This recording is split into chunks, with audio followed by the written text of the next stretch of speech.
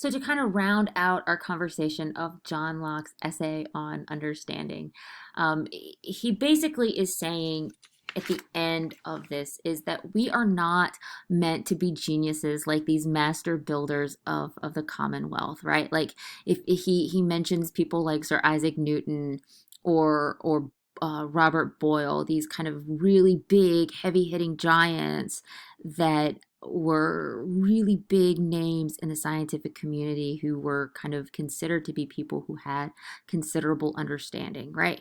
Um, but just because we're not these types of people, um, just because we're not geniuses, that's no excuse for remaining ignorant.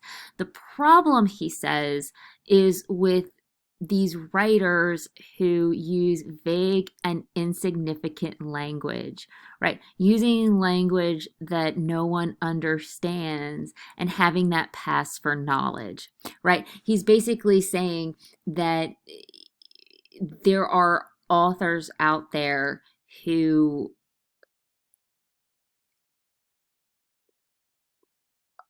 pass what they say off as knowledge even when it's not, right? And part of that is because they aren't using language that people understand. And his goal is to clear away that rubbish, right? He wants us to, he's saying that people need to write and speak more clearly with concepts based in truth. And he also wants us to be able to verify what people say. In other words, he wants us to be able to tell the difference between knowledge and bull. And the goal of that is, and the way that we do that is to teach people how to think for themselves, right? And that's really what his overall larger message is to think for yourself, use your own understanding. Use your own eyes and perception to understand the world around you. And he goes on to say that in order to do that, right?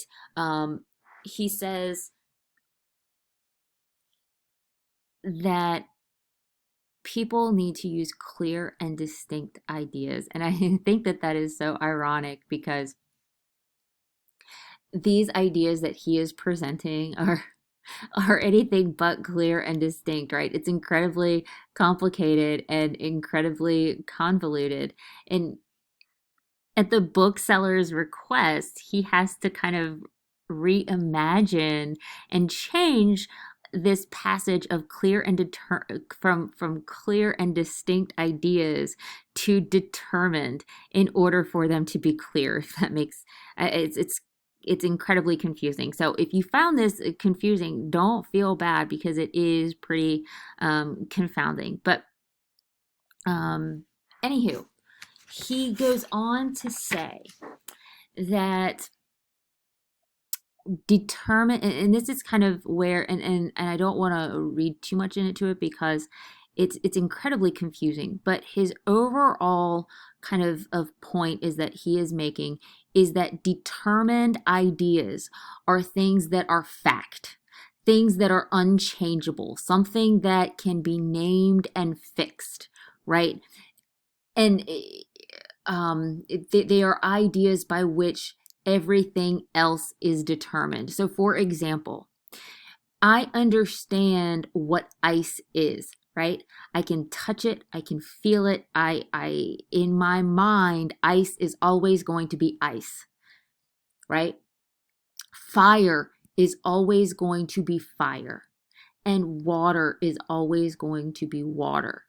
But in order to understand larger, more complex ideas, such as melting, I have to have these fixed ideas of what ice, fire, and water all are, right? And how they kind of go together to create this more complicated idea. But either way you slice it, I can observe each of these things. And when I take a